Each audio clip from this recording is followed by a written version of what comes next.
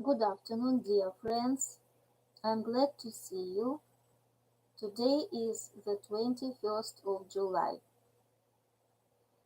and I'm happy to read for you this wonderful and magic fairy tale, Aladdin and the Magic Lamp.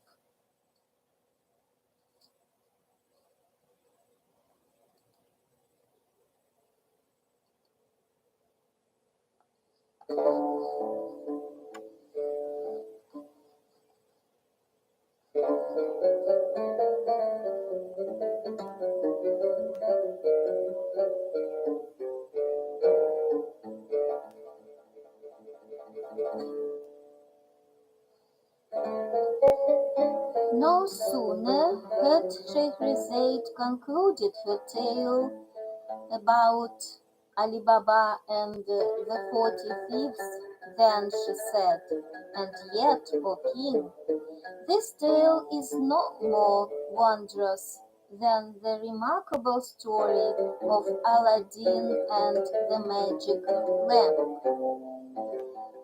A long time ago, in a city of China, there lived a poor tailor with his only son, Aladdin. Now this boy had been obstinate and lazy ever since the day he was born, and when he became 10, his father wanted him to learn a proper trade. But since he lacked the money to pay for his son's apprenticeships in another craft, he had to take the boy into his own shop and teach him how to use a needle. However, since Aladdin was so stubborn and idle, and preferred to play with the scamps in the neighborhood, he did not spend a single day in the shop. Instead, he would wait for his father to leave the shop for some reason or other, like paying a debt, and then he would run off at once to the gardens to be with some other little scoundrels. Such was his situation, and neither punishment nor good advice would help. He would not obey his parents or learn a trade. As a result, his father became so sick due to his son's vicious personality and indolence that he died. Despite his father's death, Aladdin continued to carry on as badly as he had done in the past, and when his mother saw that her son would not change, she sold the shop with all its contents and began spinning yarn to make a living. This work enabled her to feed herself and Aladdin, who became increasingly more lazy and wayward, especially when he no longer had to fear his father's stern reproaches.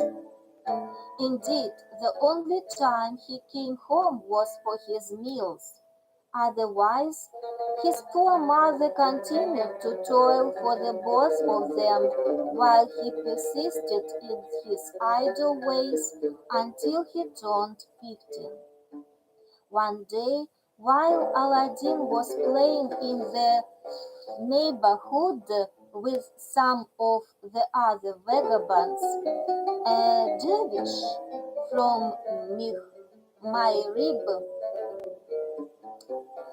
the land of the setting sun, came by and began gazing at the boys. However, he did not appear to notice anyone except Aladdin and kept staring at him. Now, this dervish, a Moor from the interior of Morocco, was a sorcerer whose magic powers were so powerful that he could turn mountains upside down. Moreover, he was adept of astrology, and after looking at Aladdin very closely, he said to himself, "This is the boy I've been searching for ever since I left my native land."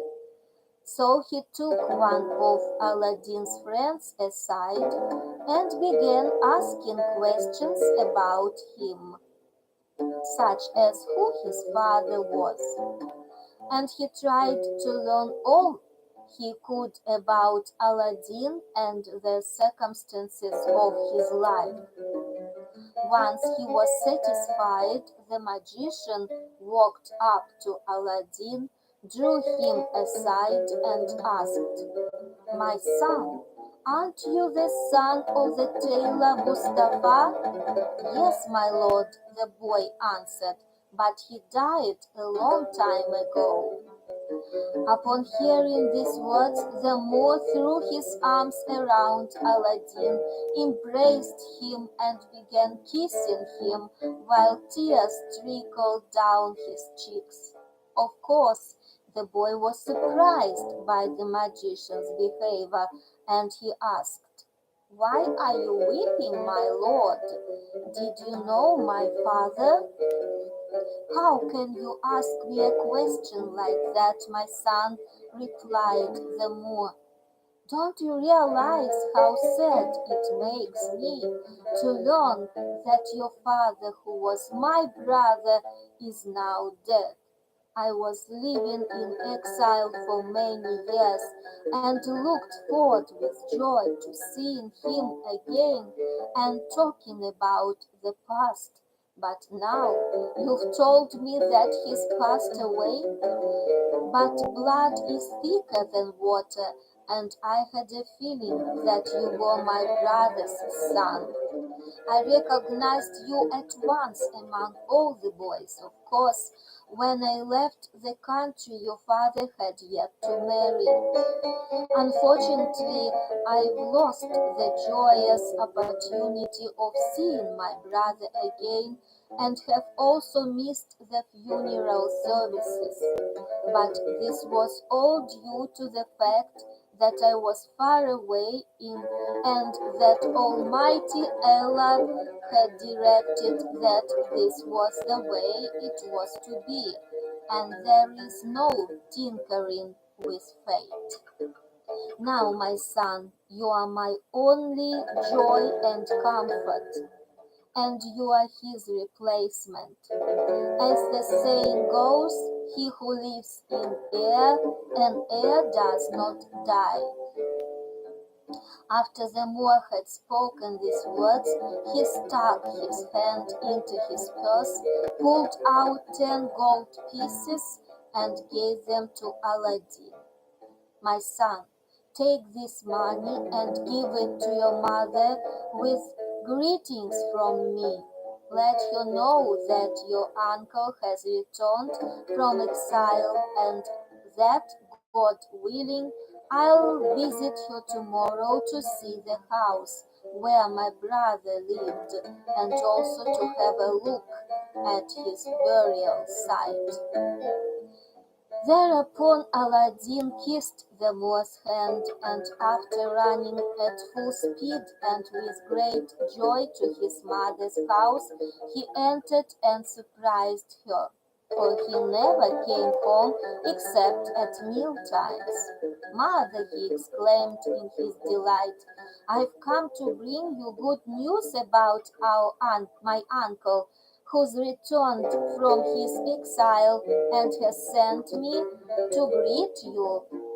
"My son," she replied, you are mocking me. Who is this uncle of yours? And since when have you ever had a living uncle?" "How can you say that I don't have living uncles or relatives when this man is my father's brother?" Aladdin cried. "Indeed, he embraced and kissed me, and when he heard about my father's death, he wept bitter tears, and then he told me to inform you about his arrival." "My son," she responded, "I know very well that you had an uncle once, but he is dead, and I was not aware that you had another." The next morning the magician went looking for Aladdin, for his heart could not bear to be separated from him. As he wandered about the city, he finally encountered him playing in the streets with other scamps and vagabonds as he usually did. When the Moor approached him, he took Aladdin's hand, embraced him and kissed him.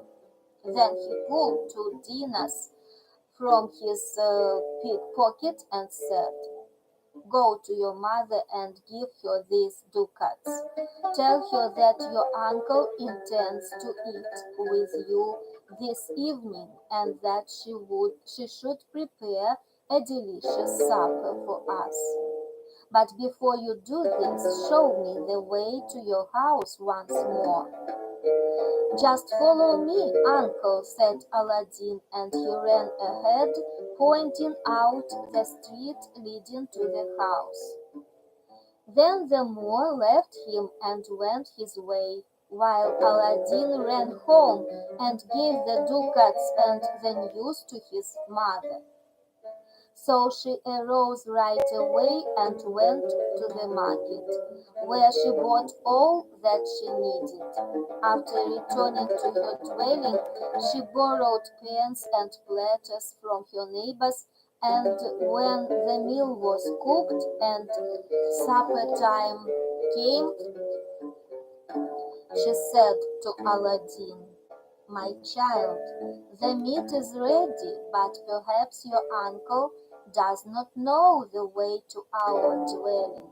So go out and meet him on the road." "As you wish," replied he. But before the two could finish their conversation, they heard a knock at the door, and when Aladdin opened it, the Moor stood there, attended by a eunuch who was carrying wine and fruit.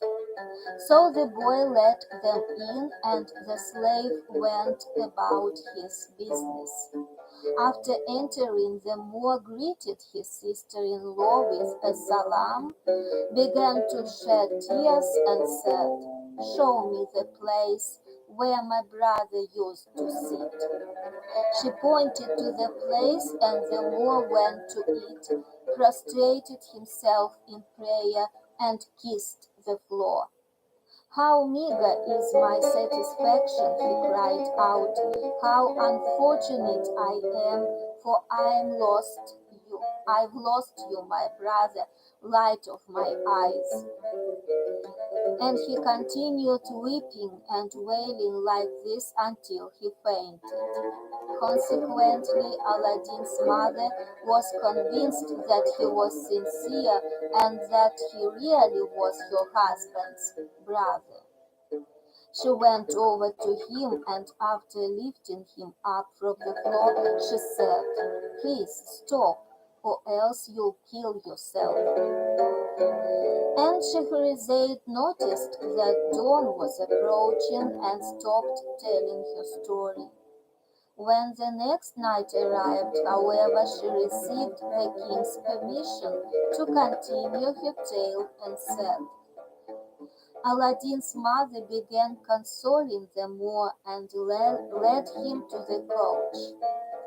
As soon as he was seated at his ease and was waiting for the food to be served, he began talking to her and said, 'You must be wondering, my good sister-in-law, why you never saw me or knew anything about me while my late brother was alive.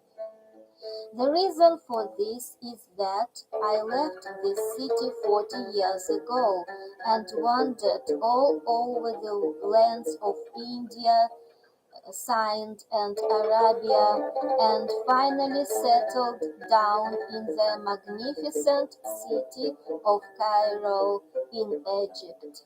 which is one of the wonders of the world. Thereafter, I traveled to the interior of Morocco, where I lived for 30 years. Then one day, as I was sitting alone at home, I began thinking about my native land and my late brother, and my yearning to see him became so strong that I bemoaned my exile and the distance between my brother and myself.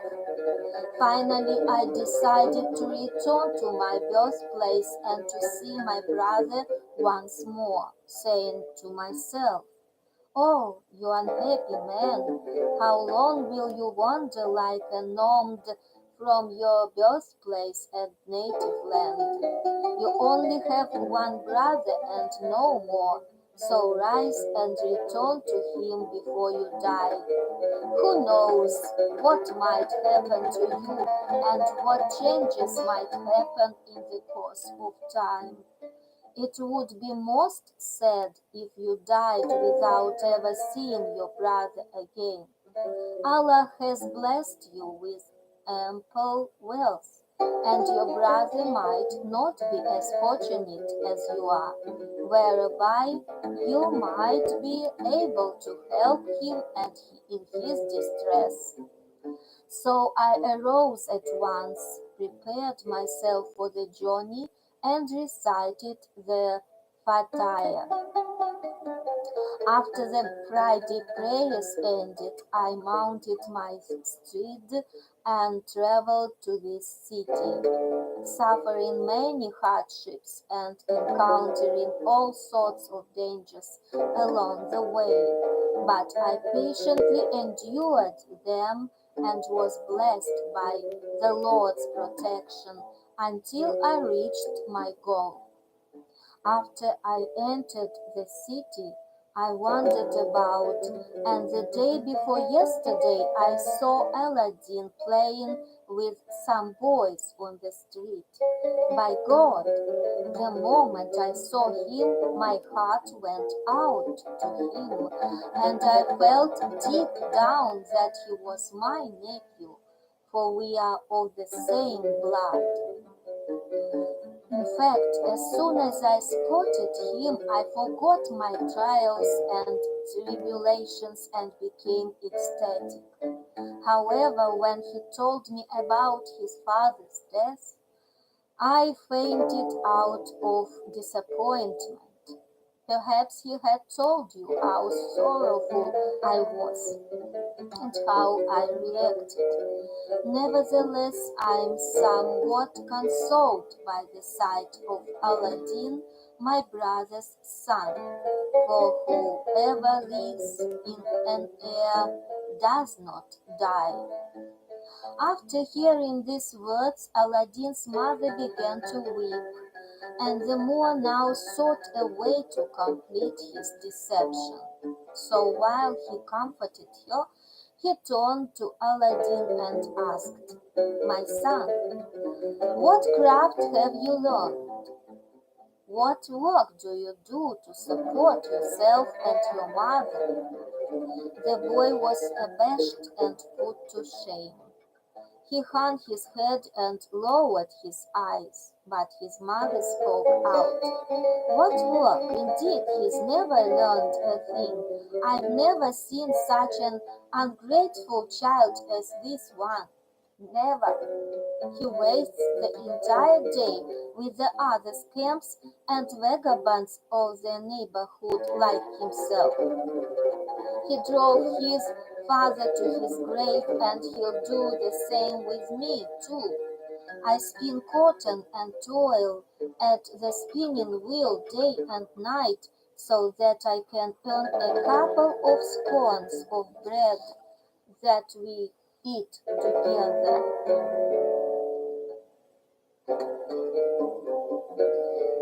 By the life of me, the only time I see my son is at mealtime and none other. Indeed, I've been thinking about locking the house door and never opening it to him again. Then I'll have to go and seek a livelihood and earn a living. After all, I've forgotten on in years and no longer have the strength to work the way I do. By Allah, I am forced to provide him with his daily bread when I'm the one who should be provided for. Upon hearing this, the Moor turned to Aladdin and said, "Why are you doing this, nephew? Why are you so ungrateful? Your behavior is disgraceful and unworthy. You are a sensible young man and the child of honest folk. Indeed, you should be ashamed that your mother at your age should have to struggle to support you. Now that you've reached manhood, it is incumbent upon you to learn some trade and to support yourself. Praise be the Allah Praise be to Allah. There are numerous craftsmen in this city and there are many different trades. So choose something you would like to learn and I'll help you get established. Later, when you are grown up, you'll be able to support yourself in your own business. Perhaps you didn't like your father's profession, and if that's the case, then choose some other craft that may suit you better. Then let me know, and I'll help you as best I can." However, Aladdin kept silent, and the Moor realized that Aladdin preferred to continue living the life of a freeloader and vagabond. So he said to the boy, "I did not mean to be so harsh and severe, nephew. If you really don't want to learn a craft, despite all that I've said, I'll open a merchant's shop for you and furnish it with expensive stuffs. Then you can deal and trade with other merchants and become well known in the city." Now when Aladdin heard his uncle's words and his plan of making him a merchant and gentleman, he rejoiced, for he was quite aware of the fact that these people dressed in fine garments and had sumptuous meals. So he looked at the Moor, smiled and nodded his head to show that he was content. "Well now," said the Moor, "since you are willing to let me open a shop for you and make a gentleman out of you, then I'll take you to the bazaar first thing tomorrow morning. God willing, and I'll have a fine suit of clothes cut out for you like the one merchants wear. After that, I'll look for a store for you as I've promised." Up to this point, Aladdin's mother still had some doubts as to whether the Moor was her brother-in-law, but when she heard his promise of opening up a merchant's shop for her son and providing him with stuffs and capital, she cast them to the wind and decided that the Moor was in truth her husband's brother, for a stranger would never do as much as he was doing for Aladdin.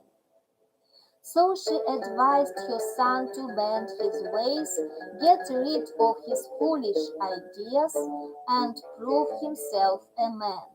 Moreover, she told him to obey his excellent uncle as though he was a Moor's son, and to make up for all the time he had wasted with his vagabond friends. After this she rose, set the table, and served the supper, whereupon they all sat down and began eating and drinking. During the meal, the Moor conversed with Aladdin about business matters and other similar topics, So that later that night, after the Moor had departed and promised to return early the next morning, Aladdin could barely sleep for joy. Indeed, as soon as dawn arrived, the Moor knocked at the door, and Aladdin's mother opened to let him in. However, the Moor would not enter. Instead, he asked permission to take the boy to the market, and Aladdin went straight to him, wished him good morning, and kissed his hand. Then the Moor took him to a clothes shop at the bazaar and asked to look at expensive suits that were finely tailored and ready to wear. The merchant brought him what he desired, and the Moor said to the boy, "Choose whatever you like." Aladdin was extremely happy about his uncle's generosity, and he picked out the suit that pleased him most. Whereupon the Moor paid the merchant for the garments, and they left. Soon the Moor led the boy to the hammam bath, and after they bathed, they drank sherbets together. Then Aladdin arose, but on his new garments with great joy, and went to his uncle, kissed his hand, and thanked him for all his favors. When they left the hammam, the Moor took Aladdin to the bazaar again and showed him how people traded at the market, buying and selling, and he said, "My son, it's important for you to become familiar with the people here, especially the merchants, so that you can learn their business now that you are one of them." Then he showed Aladdin the city with its mosques and other interesting sights. Finally, they entered a cookery where dinner was served to them on silver platters. After eating and drinking their fill, they continued on their walk, and the Moor took Aladdin to the parks, the magnificent buildings, and the Sultan's palace, where they visited the grand and elegant apartments. Finally, they went to the Khan of foreign merchants, where the Moor had taken his lodgings, and he invited various traders to have supper with them, and told them that Aladdin was his nephew. By the time they had finished their meal, it was dark, and the Moor rose up and took the boy back to his mother, who mistook her son for a merchant, but was extremely delighted when she recognized him. Immediately she began expressing her gratitude toward her false brother-in-law for his kindness, and said, "I can never thank you enough for your generosity. You are most kind. Please don't consider this mere kindness," said the Moor. "The boy is my own son, and it is incumbent on me to assume the role of my brother, his sire. So I hope you will be satisfied. May Allah bless you and grant you long life for my sake, so that you may keep this orphan under your wing. And I hope that he will be obedient and do whatever you ask him to do." Aladdin has now become a man of good sense. The Moor replied, "I pray to Allah that he will follow in his father's footsteps and be a comfort to you in your old age. But I regret that tomorrow, being Friday, I shall not be able to open his shop, since it is the day when all the merchants go to the parks and gardens after congregational prayer. On Saturday, however, we shall start his business, Allah willing. Meanwhile, tomorrow I'll come and take Aladdin for a pleasant stroll to see the parks and gardens outside the city that he has perhaps never seen before. He'll also be able to see the merchants and notables who go there and take their acquaintance. After saying this, the Moor went away and spent the night at the Khan. And Shahrazad noticed that dawn was approaching and stopped telling her story. When the next night arrived, however, she received the king's permission to continue her tale and said, early the next morning the Moor arrived at Aladdin's house and knocked at the door. Now, after all the delights that the boy had experienced the day before, he had not been able to sleep a wink all night and could hardly wait until daybreak. So as soon as he heard the knock, he rushed to the door, opened it, and saw his uncle, the magician, who embraced and kissed him. Then, as they began walking, the Moor said to him, nephew, today I'm going to show you a sight that you've never seen before in your life. And he began to make the boy laugh and cheer him up with his pleasant talk. Once they left the city gate, the Moor took him through the gardens and pointed out the fine buildings and marvelous pavilions. Whenever they stopped and stared at a mansion or palace, the Moor would ask Aladdin whether he liked it. Indeed, the boy was ecstatic and in seventh heaven because of the sights he had never seen in his entire life. Thus they continued to stroll about and enjoy themselves until they became tired. Then they entered a huge, wonderful garden that was nearby, a place that delighted their hearts and eyes, for it had a fountain that spouted water from the jaws of a golden lion, and the water flowed swiftly among an abundance of flowers. They found a nice place to sit down in the garden near a pond and rested a little while. Soon Aladdin began to jest with the magician and to have fun with him as though the Moor were really his father's brother. Then the Moor stood up, loosened his belt, and pulled out a big bowl of dried fruits and other good things to eat. Perhaps you are hungry, nephew, he said. Take whatever you'd like to eat.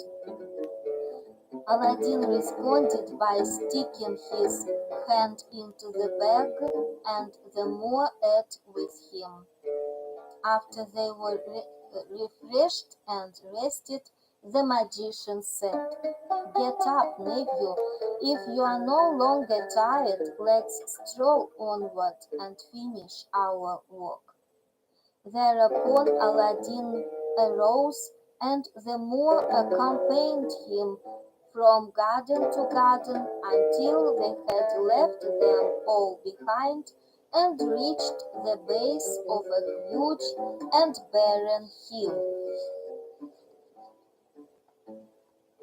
Since the boy had never gone beyond the city gates and had never taken such an extensive look as this, he asked the Moor, where are we going, uncle? We've left the gardens behind us, and there's nothing but open country from here on.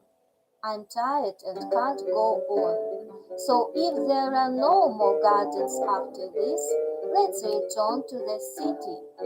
No, no, my son, said the magician. This is the right way. You see, there are more gardens after this, and we are going to look at one that is more splendid than any royal garden in the world and beyond comparison with those you have just seen. So pluck up your courage. You are a man now. Praise be to Allah. The Moor began to cajole the boy and to tell him wondrous tales, true stories as well as lies, until they reached the spot the magician had come all the way from Morocco to China to see. Upon arriving at their destination, the Moor said to Aladdin, "Nephew, sit down and take a rest, for this is the spot we've been looking for. If Allah is merciful, I'll soon be able to show you marvelous things that nobody in the whole world has ever seen before. Indeed, no one has ever had the pleasure of viewing that which you are about to see." After they had relaxed a while, the Moor spoke again. "Once you have rested, my son, I want you to get up and look for some wood chips and dry sticks so that we can start a fire. Then I'll show you things beyond your imagination." Now when Aladdin heard these words, he longed to see what his uncle intended to do, and forgetting how tired he was, he arose right away and began gathering small wood chips and dry sticks until the Moor cried to him, "Enough, nephew, enough!" Soon the magician took out a small box from his breast pocket, and after opening it, he took some incense, set fire to the wood, and sprinkled the incense on the fire. Then he conjured and uttered some strange words, and the sky darkened. Suddenly there was a burst of thunder, and the ground split open. Aladdin was so startled and frightened that he wanted to flee, but the Moor saw this and grew extremely angry, for without the boy his work would come to nothing. It was only with Aladdin's help that he would be able to obtain and open the hidden treasure. So he got up and gave the boy such a hard smack on the back of his head that his back teeth were almost knocked out, and Aladdin fell to the ground in a swoon. After a while the Moor revived him with some magic, and Aladdin wept and asked, "Uncle, what have I done to deserve such a beating?" In response, the Moor began to comfort him and said, "My boy, it is my intention to make a man out of you. Therefore don't contradict me, for I am your uncle, and you are like a son to me. Obey everything that I tell you to do, and soon you'll forget all your hardships and become absorbed by all the marvels I am about to show you." Then the Moor looked down into the crack in the ground and showed Aladdin a marble slab that had a copper ring attached to it.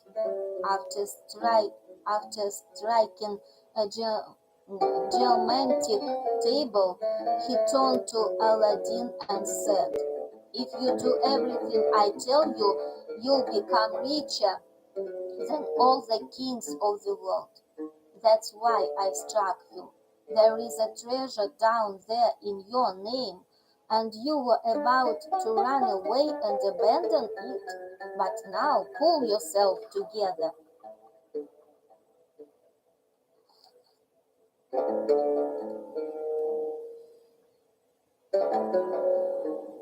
And Scheherazade noticed that dawn was approaching,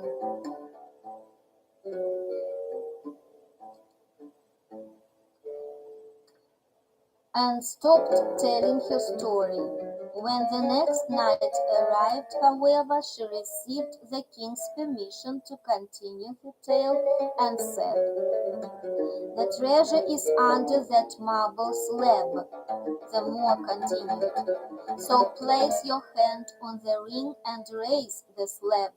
Nobody but yourself has the power to open it, and no mortal on this earth except yourself may set foot in this hidden place, for the treasure has been destined for you. But you must follow all my instructions carefully and remember every word I tell you. All this, my son, is for your own good. The treasure is of immense value, and it is worth more than any king on this earth has ever accumulated. Bear in mind that we shall share all this together." So poor Aladdin forgot the slap on his head and his tears. Indeed, he was dumbfounded and overjoyed that he was fated to become richer than a sultan. Therefore he cried out, "Uncle, tell me what to do, and I'll obey all your orders." "Nephew," replied the magician, "you are like my own child, and even dearer to me, because you are my brother's son. Since I have no other relatives, you will be my heir and successor." After saying this, he went over to Aladdin and kissed him. "Now you know why I have done all this work. It has been all for your sake, my son. You will become a rich and great man. So do exactly as I tell you and go to the ring and lift it." "But, uncle," Aladdin answered, "the ring is much too heavy for me. I can't lift it all by myself. You must come and help me, for you are stronger than I am." "Nephew," the Moor replied, "if I help you, all our work will be in vain. You must place your hand on the ring and pull it, and the slab will rise right away. Remember, I told you that nobody can touch the ring but you. However, while you are raising it, you must pronounce your name and the names of your father and mother, and you'll see that you'll be able to lift the slab with ease." Thereupon the boy mustered up his strength and set his mind to the task. He followed the Moor's instructions carefully, and before he knew it, he had lifted the slab and had cast it aside. Right below him was a stairway with 12 steps that led to a subterranean cave. "Aladdin," the Moor said, "get a grip on yourself and do exactly what I tell you. I want you to descend the stairs to the vault as carefully as possible. Once you are at the bottom, you will find a space divided into 4 apartments. And in each one of these you will see 4 golden jars and other valuable articles made of gold and silver. Beware of all these things. Do not touch them or allow your garments to even brush the jars or the walls. Leave them where they are and continue walking forward until you reach the 4th apartment. If you don't do what I say, you'll be turned into a black stone. Now, when you reach the fourth apartment, you'll find a door, which you will open, and after pronouncing the words that you spoke over the slab, you are to enter and go through a garden adorned by fruit trees. The path that you are to take is about 50 yards long, and it leads to a terrace that has a ladder with some 30 rungs. And you will also see a lamp hanging from the ceiling of the terrace. You are to climb the ladder and take the lamp. After pouring out the contents, place it in your breast pocket. You don't have to worry about damaging your clothes since the contents are not made of common oil. On your return, you may pluck whatever you want from the trees, for they are yours as long as the lamp is in your hands. Now when the Moor finished giving his instructions to Aladdin, he drew a ring from his finger, placed it on one of Aladdin's, and said, "My son, this ring will protect you from all harm and threat, but only on the condition that you bear in mind all that I've told you. So it's up to you now. Go to it and be brave and determined. You are a man now and no longer a child, and very soon you'll be the richest man in the world."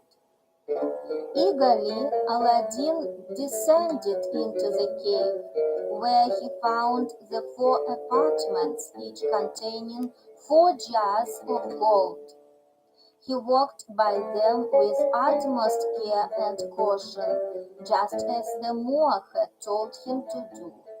From there he entered the garden and walked down the path until he came upon the terrace, where he mounted the ladder and took the lamp, which he extinguished by pouring out the oil.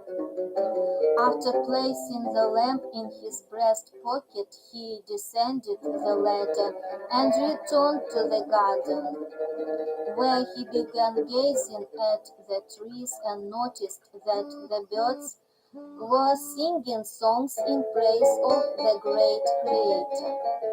Now he had not realized upon entering that all the trees were covered with costly gems as their fruit. Moreover, each one had a different kind of jewel, with various colors of green, white, yellow, and red. They all glistened, and their radiance made the rays of the sun in its midday brightness appear pale in comparison. Indeed, the size of each stone was beyond description, and it was evident that there was not a king in the world who owned a single gem equal to the larger sort, or who could boast of even one that was half the size of a smaller kind. Aladdin began walking among the trees and was surprised and bewildered by what he saw. In place of common fruit, there were all sorts of fine jewels and precious stones, such as emeralds, diamonds, rubies, spinels, balasses, pearls, and other gems that were dazzling to the eyes.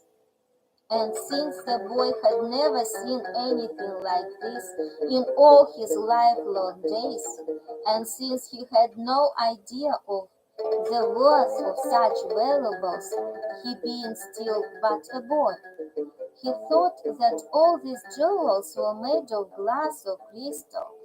So he gathered them and began filling his pockets, checking to see whether they were fruit such as grapes or figs. However, he found that they were all made of some glassy substance and said to himself, "They'll make wonderful plaything when I get home." He continued plucking numerous gems and crammed them in his pockets until they were stuffed full. After that he picked other and placed them in his belt and the folds of his garments. Then he hurried back along the path for fear that his uncle might become angry with him. As he went through the 4 apartments and passed by the 4 jars of gold, he did not touch them, even though he would have been allowed to take some of the contents on his way back. Finally, when he came to the stairs of the cave, he began climbing until he reached the last step. However, finding that this one was higher than all the others, he needed help to mount it. So he said to the Moor, "Oh, uncle, lend me a hand so I can climb out." But the magician answered, "First give me the lamp and lighten your load. It's probably weighing you down." "It's not the lamp that's weighing me down," Aladdin responded. "Just lend me a hand, and as soon as I reach the ground, I'll give it to you." Since the Moor's only goal was to obtain the lamp and none other, he began to insist that Aladdin give it to him at once. But the boy had placed it at the bottom of his breast pocket, and his other pockets were bulging with gems. Therefore, he could not reach it with his fingers to hand it over, causing the magician to explode his rage. Indeed, the Moor persisted in demanding the lamp, while poor Aladdin could not get at it. Thinking that the boy wanted to keep the lamp to himself, the magician was now convinced that he would not be able to obtain it. In his fury, he ran over to the fire, threw more incense on it, and uttered some magic words. Within seconds, the power of the magic caused the marble slab to slide over the entrance to the cave, preventing Aladdin's escape. Now, as I mentioned before, the sorcerer was really a stranger and was not related to Aladdin in any way. He had lied to the boy and had used him only so that he could obtain the treasure that had been intended for Aladdin.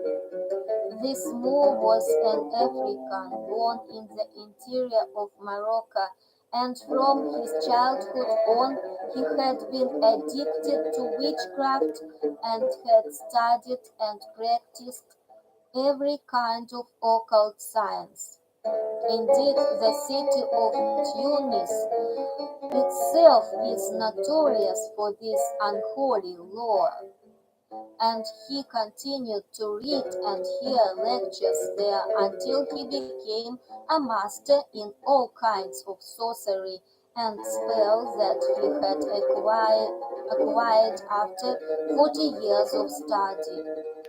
Then one day he discovered, through a satanic inspiration, that there was a treasure hidden in one of the remote cities of China named Alcalaz, a treasure that no king on earth could ever match. The most marvelous thing in this enchanted treasure was a wonderful lamp, and whoever possessed this magic lamp would become the richest man on earth and mightier than any king of the universe.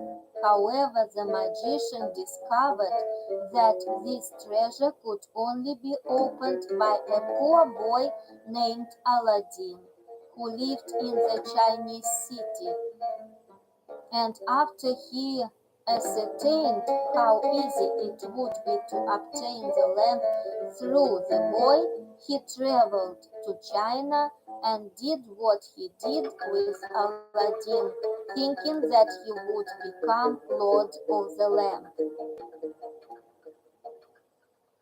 But when his attempt and hopes were thwarted and all his work went to waste, he decided to let the boy die there and heaped the soil on top of the entrance while saying to himself, I have not touched a hand to him, and hence there is no murder.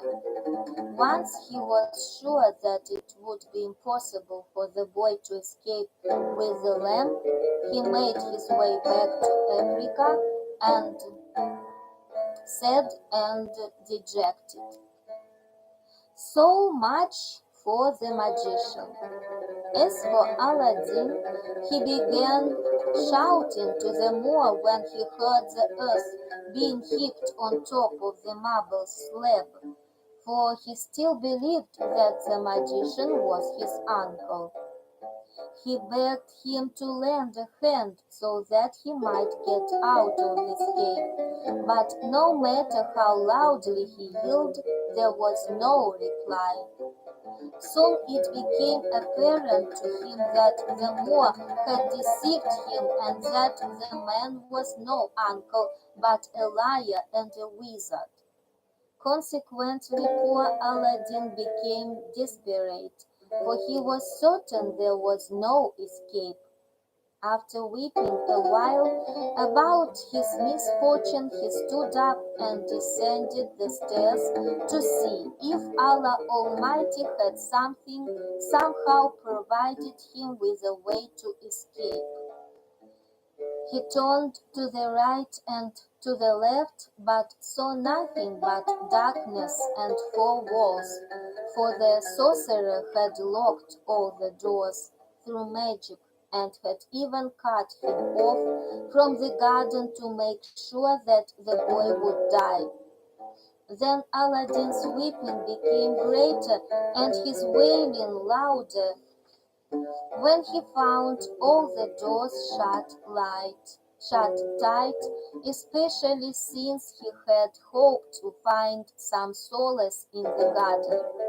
So there was nothing to do but to return and sit upon the stairs that led to the entrance of the cave. And Scheherazade noticed that dawn was approaching and stopped telling her story. When the next night arrived, however, she received the king's permission to continue her tale and said, as Aladdin sat on the stairs in utter misery and wept about his predicament, he became rubbing his hands together, as people who are in trouble generally do, and he raised them in prayer to Allah and begged for mercy. While he was thus imploring the Lord and chafing his hands, his fingers chanced to rub the ring that the sorcerer had given to him for his protection. All at once there was some smoke, and an enormous genie appeared before him and said, I am at your service, master. Your slave has come. Ask whatever you want, for I am the thrall of whoever wears my lord and master's ring. Aladdin trembled at the sight of this Ifrit, for he was as huge and terrifying as one of Solomon's genii. However, when he recalled that the Ifrit was to obey him because he was wearing the ring, he recovered his spirits. In fact, he was overjoyed and cried out boldly, Slave of the ring, I want you to carry me to the face of the earth. No sooner had he spoken than The ground split open, and he found himself outside at the entrance to the treasure in full view of the world. Since he had been sitting in the darkness of the cave for 3 whole days, the bright light of the sun hurt his eyes, and he was unable to keep them open. So he had to accustom himself to the light gradually to regain his vision. Astounded to be above earth once more, he thought at first that he was at some other place than the entrance to the cave. But then he saw the spot where they had lit the fire of wood, chips, and dried sticks, and where the magician had uttered the magic spells over the incense.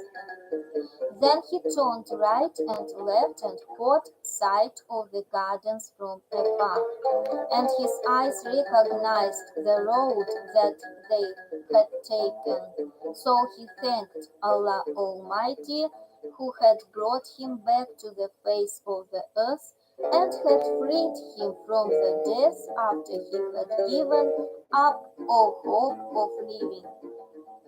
Soon he arose and walked toward the city until he reached the streets and made his way home.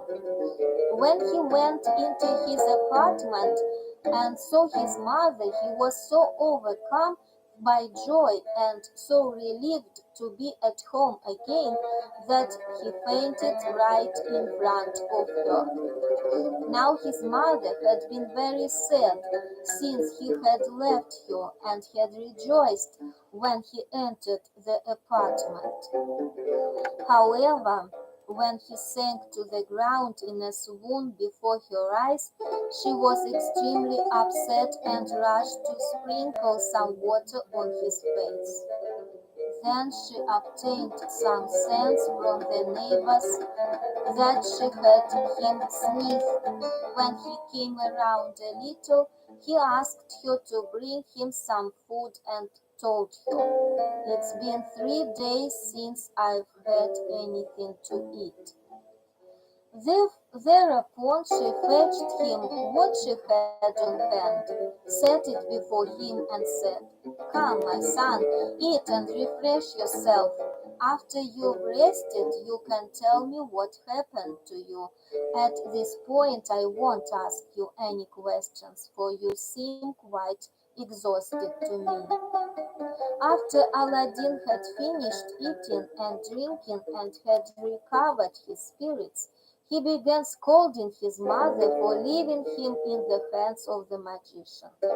"I want you to know, mother," he said, "that he intended to take my life. That man who you said was my uncle was a scoundrel, and if Almighty Allah had not rescued me from him, I would have been destroyed. Mother, the man was a sorcerer, liar, and hypocrite. I don't think there's a devil under the earth worse than he is. His only wish was to use me so he could obtain what he wanted, and then he planned to do away with me. His fondness for me was all show, and he wasn't intended in my welfare at all. Listen to what he did." Then Aladdin told her about everything that had happened and wept as he related his adventures to her.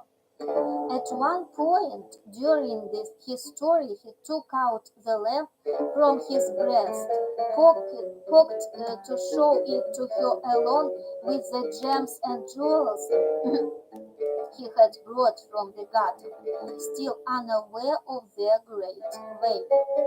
When he finally concluded his story, he heaped abuse on the magician with a burning heart and in great anger. "Truly," his mother said, "that man is a dangerous criminal and hypocrite who murders people with his magic."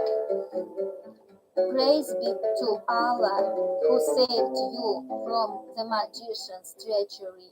I honestly thought he was your uncle. Then, since the boy had not slept a wink for 3 days and found himself nodding, he went to sleep, and his mother did likewise. Indeed, he did not awake until about noon on the second day, and as soon as he shook off his slumber, he asked his mother for some food.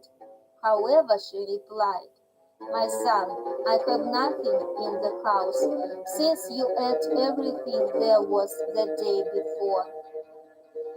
Be patient and wait until I finish spinning some yarn.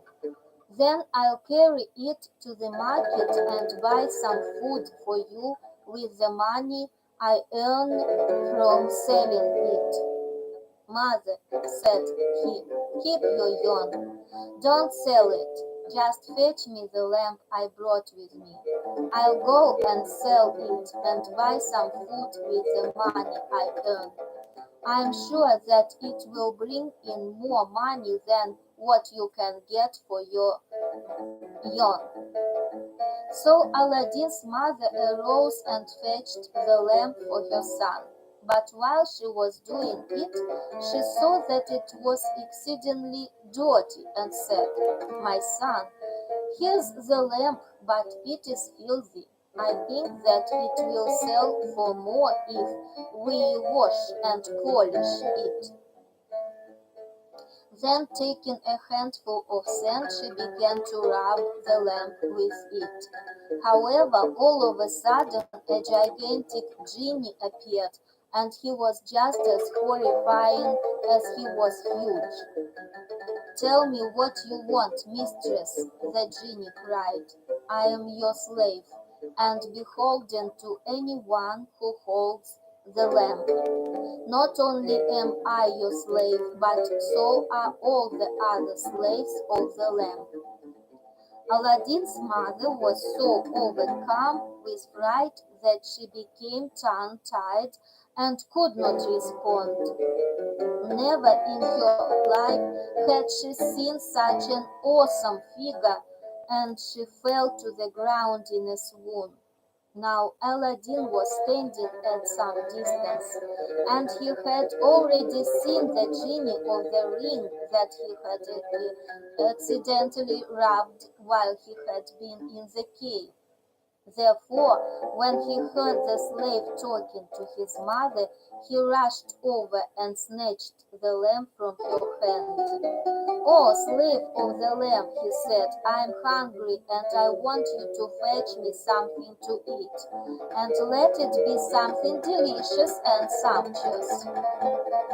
The genie disappeared for a split second and then returned with a vast silver tray loaded with 12 golden platters of different kinds of meat, delicious dainties, and bread whiter than snow. Moreover, there were 2 silver cups and many flasks of clear wine of the very best vintage. After setting all these things before Aladdin, he vanished from sight. Then Aladdin went and sprinkled rose water on his mother's face and revived her with some pure and pungent perfumes. "Get up, mother," he said, "and let us eat this food that Allah Almighty has provided for us." But when she saw the vast silver tray, she was astounded and asked, "Who is this generous benefactor that has decided to help against our hunger and poverty? We are truly obliged to him. I think it may even be the Sultan who most likely heard about our dire need and misery and sent us this tray of food." "Mother," Aladdin said, "this is no time for asking questions. Arise and let us eat, for we are both famished." Accordingly, they sat down to the tray and began eating. and Aladdin's mother tasted meat that she had never had the pleasure of tasting before. Indeed, they devoured the food in front of them with an appetite fit for kings. Neither one of them knew how valuable the tray was, for never in their born days had they seen the likes of it. As soon as they had finished the meal, leaving just enough for supper and the next day, they got up and washed their hands and chatted for a while. Then the mother turned to her son and said, "Tell me, Aladdin, how that we've eaten what you did with the genie? You no longer have the excuse of saying, 'I'm hungry.'" So Aladdin told her all that had taken place between him and the slave while she had been unconscious on the ground. His story caused her to be very surprised, and she said, "It's true that the genies do appear to humans, but I myself never saw one before this. It's probably the same one who rescued your life. You were in the cave." "It's not the same one, mother," Aladdin replied. "The Ifrit you saw is the slave of the lamp. The other was the slave of the ring and had a different shape."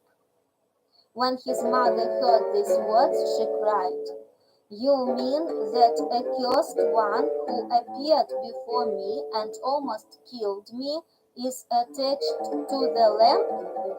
"Yes," he replied. "Then I beg you, my son," she said, "by the milk with which I sucked you, throw away the lamp and the ring. They can only cause us a great deal of terror, and I couldn't bear to look at that genie a second time. Moreover, it is unlawful to have relations with them. Remember that the Prophet warned us against them, and may Allah bless and preserve him." "I shall take your concern to heart, mother," Aladdin responded, "but it's impossible for me to part with the lamp or the ring. You yourself have seen how well the slave provided for us when we were famished. Moreover, that liar the magician sent me down into the cave not for the silver or the gold that filled the 4 apartments. Rather, he wanted the lamp and nothing else, because he had learnt about its priceless value. If he hadn't been sure about this, he would not have gone to so much trouble and suffered so much hardships, nor would he have traveled from his own country to our in search of it. Indeed, he wouldn't have buried me in the cave after he had given up hope of obtaining the lamp from me. Therefore, we must keep this lamp and make certain not to disclose its secret powers to anyone. It is now the means of our livelihood and will make us rich. The same is true about the ring, which I shall never withdraw from my finger, since without it I would not be with you here today. Indeed, I would have died with the treasures in the cave, so how could you possibly ask me to remove it from my finger? And who knows what troubles and predicaments I may have in the future. I may need this ring to save my life again. However, since I know how you feel, I'll hide the lamp from your sight, so that you'll never have to lay your eyes on it again." When his mother heard these words and thought about them, she knew that he was right and said, "Do as you wish, my son. As far as I am concerned, I don't ever want anything to do with them, nor do I ever want to see that frightful sight again." And Scheherazade noticed that the dawn was approaching and stopped telling her story. When the next night arrived, however, she received the king's permission to continue her tale and said, "Aladdin and his mother continued eating the food that the genie had brought them the next 2 days until it was all gone. Then Aladdin took one of the platters that the slave had brought upon the tray to the bazaar in order to sell it. He was still unaware that it was made of the finest gold imaginable, and he approached a Jew who was shrewder than the devil himself to offer it for sale. When the Jew caught sight of it, he took the boy aside so that nobody might see him, and he examined the platter until he was certain that it was made of gold. However, since he did not know whether Aladdin realized its actual value or was naive, he asked him, "How much do you want for this platter?" "You know what it's worth," replied the boy. The Jew debated with himself as to how much he should offer because Aladdin had given him a cunning reply. At first he thought for a small sum, but at the same time he feared that the boy might be expecting a considerable amount. So he said to himself, "I had better make him a halfway decent offer, even though he might be an ignoramus." So he pulled out a dinar from his pocket, and when Aladdin eyed the gold coin, he hastily took it from the Jew's palm and went his way. Thereupon the Jew realized that the boy had no idea of the platter's worth, and regretted that he had not given him a copper karat instead of a gold dinar. In the meantime, Aladdin went straight to the baker's shop, where he bought bread and changed the ducat. Then he went to his mother and gave her the scones and the change from the ducat. "Mother," he said, "take this money and buy whatever we need." So she arose, walked to the bazaar, and brought back whatever they needed for the household. And whenever the food ran out, Aladdin would take another platter and carry it to the accursed Jew, who bought each and every one of them at the pitiful price of a dinar. He could even have tried to lower this price to next to nothing, but seeing how he had paid a dinar for the first platter, he feared to offer a lesser sum in case the boy might go to one of his rivals and he would lose his huge profits. When all the golden platters had been sold, the silver tray was the only thing that remained. Because it was so large and heavy, Aladdin brought the Jew to the house and produced the article. When the buyer saw its size, he gave Aladdin 10 dinars and went his way. Thereafter, the boy and his mother lived all this money for a while until it was fully spent.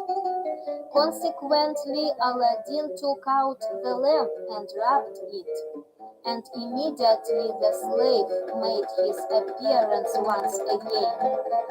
"Ask my lord for whatever you want," the genie said. "I am your slave, and the thrall of whoever possesses the lamp. Since I am famished, I want you to bring me a tray of food like the one you brought me before, the boy said. In the wink of an eye, the slave produced a similar tray carrying 12 platters of the most sumptuous food with pure white bread and various bottles of fine wine. Now Aladdin's mother had gone out when she knew that he was about to rub the lamp so that she would not have to see the genie again. But after a while, when she returned and saw the tray covered with the gold platters and smelled the savory meat, she was astonished and pleased. "Look, mother," cried Aladdin, "you wanted me to throw away the lamp, but look at its virtues." "My son, may Allah reward the genie," she replied, "but I never want to see him again." Then the boy sat down with his mother and they ate and drank until they were satisfied. Then they put away the rest of the food for the next day. As soon as the food had been consumed again, Aladdin arose, hid a platter beneath his garments, and went off with the intention of selling it to the Jew. However, by chance he passed the shop of an old jeweler, an honest and pious man who feared Allah. When the sheikh saw the boy, he asked him, "What are you doing here, my son? I've seen you pass by here many times. Moreover, I've seen you making deals with a Jewish man and exchanging various articles with him. It seems to me that you have something for sale and are looking for a buyer. But you probably don't know, my boy, that the Jews do not respect the laws of the Muslims and are always cheating them, especially this accursed Jew with whom you've been bartering. If you indeed have something to sell, you just have to show it to me. Never fear, by Allah, I'll pay you the true price." Thereupon Aladdin took out the platter and gave it to the old goldsmith, who weighed it on his scales and asked the lad, "Did you sell something similar to this to the Jew?" "Yes," Aladdin answered, "and others as well." "What price did he pay you?" "1 dinar." "What a thief that man is to rob Almighty Allah's servants in this way," the goldsmith exclaimed. Then looking at the boy he remarked, "My son, that tricky Jew has cheated you. In truth, he's made a laughingstock out of you. This platter is pure gold and it's worth 70 dinars.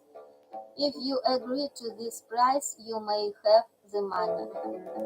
Accordingly, the sheikh counted out 70 gold pieces, which Aladdin accepted and at the same time thanked him for exposing the Jew's treachery.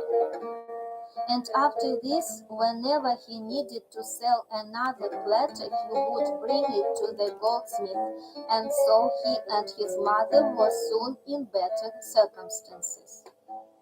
Nevertheless, they did not stop living in their customary way as middle-class folk, for they did not squander or waste their money. Moreover, Aladdin had now changed his ways. He no longer associated with scamps and vagabonds of the neighborhood, and he began to meet good, honest men. He went to the market street every day, where he conversed with the merchants, both great and small, asking them about their trade and learning the price of investments and so forth. Likewise, he frequented the bazaars of the goldsmiths and jewelers, where he would sit and enjoy himself by examining the precious stones and noting how jewels were bought and sold. Soon he became aware that the fruit with which he had filled his pockets in the subterranean garden was neither glass nor crystal, but made up of rich and rare gems. Indeed, it dawned on him that he had acquired immense wealth that surpassed that of actual kings. This discovery became even more evident when he examined all the precious stones in the jeweler's quarter and found that their biggest gem could not even match his smallest. Several years went by, and Aladdin kept frequenting the bazaars, where he became known and loved by most of the folk there. He bought and sold, traded the dear and the cheap, until one day, after rising at dawn and heading for the jeweler's bazaar, as was his custom, he heard the town crier announcing something important in the streets. By command of our magnificent master, the king of the time and the lord of the age and the tide, let all the people close their shops and stores and retire behind the doors of their houses. The lady Badar al-Badu, the Sultan's daughter, desires to visit the Hammam. Whoever does not respect this order will be punished by death, and his blood will be upon his own head. And Scheherazade noticed that dawn was approaching and stopped telling her story. When the next night arrived, however, she received the king's permission to continue her tale and said, since the Badar al-Budu's beauty and loveliness was the talk of the entire town, Aladdin began thinking of some way to catch a glimpse of the princess. At last, he decided that it would be best if he took a place behind the hammam door where he might see her face as she entered.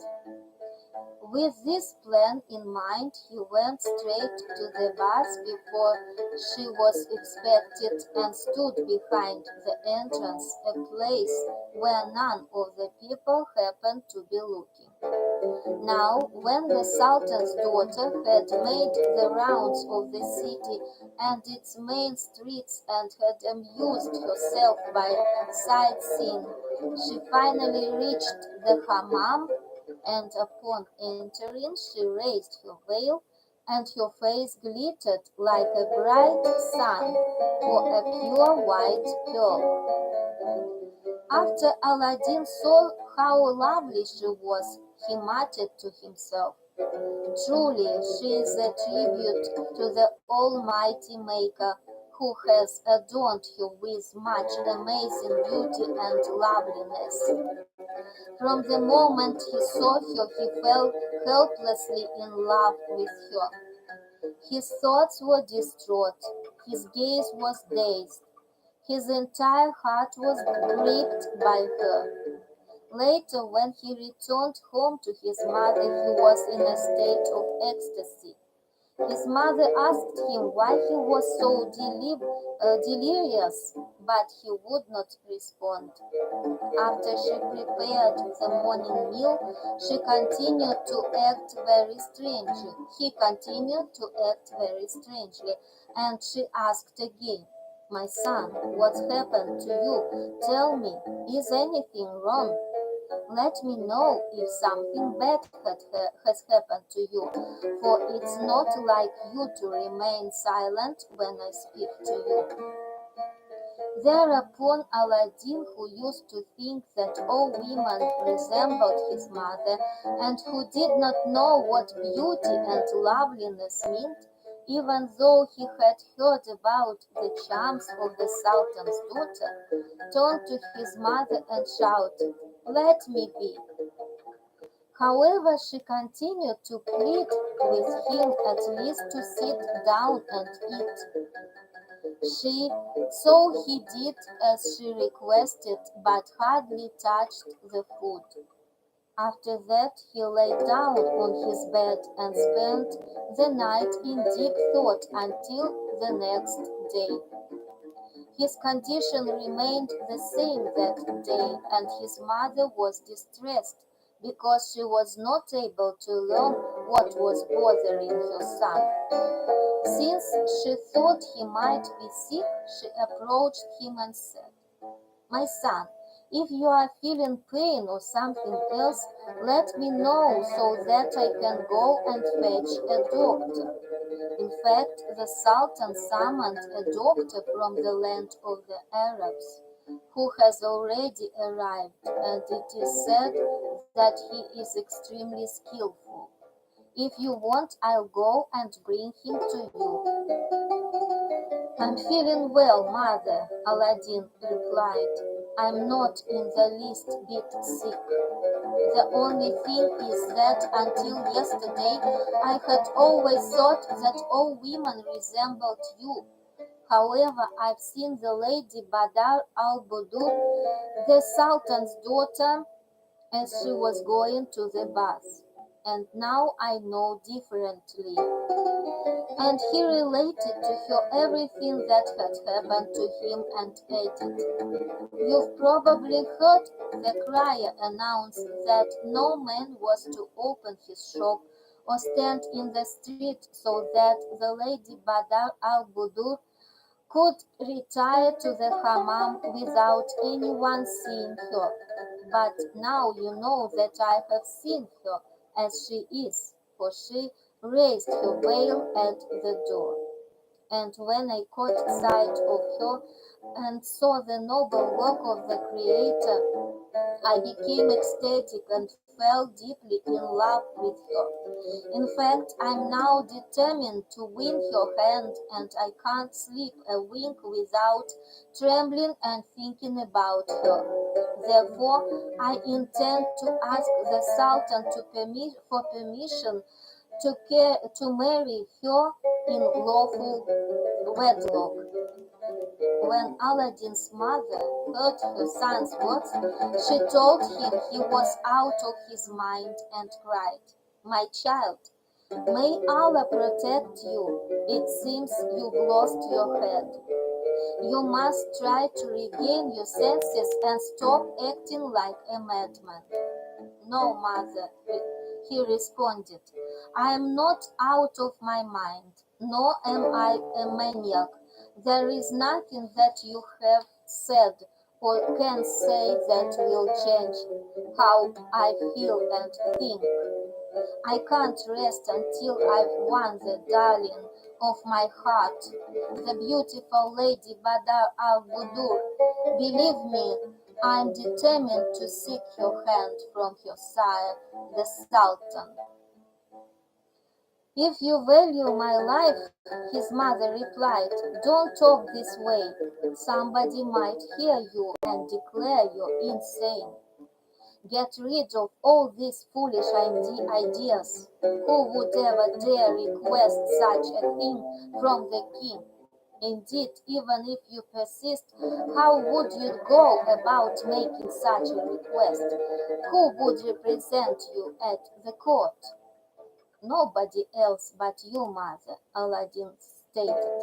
"There's nobody fonder of me than you, and there's nobody whom I trust more than you.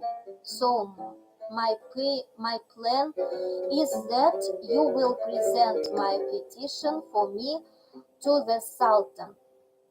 May Allah protect me and keep me from doing anything of the sort," she exclaimed.